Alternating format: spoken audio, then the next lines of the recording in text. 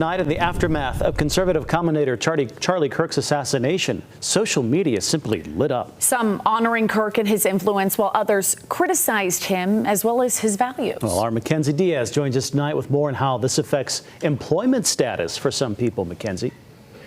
Yeah, well, after conservative activist Charlie Kirk was shot and killed, the internet exploded with reactions about his death. And while some mourn his death, others are criticizing his beliefs. The Associated Press says those online comments are getting people fired, raising questions about free speech and employer rights.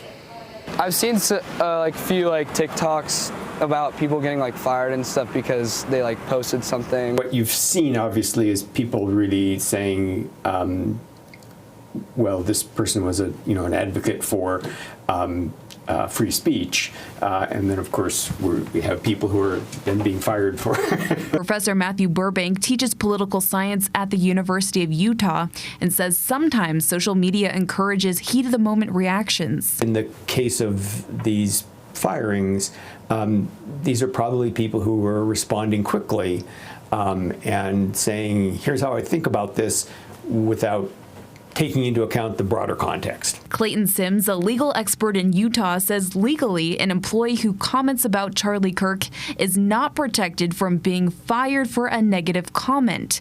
But under the First Amendment, you have a right to free speech. But it does not prevent employers from firing employees for what they say. Fortunately, the good thing about social media is, again, it is mostly an online world. It is an online set of interactions. And so it doesn't necessarily mean that in the real world that's how people behave or that's what they say. Adam Craik, managing partner at Stowell Craik, believes many of the recent firings are out of fear from higher up. I truly believe that a lot of this is driven by the fact that most administrators, most people are afraid that their funding is going to get cut. Burbank says sometimes social media makes people act out of character and encourages people to be very careful about what you say online.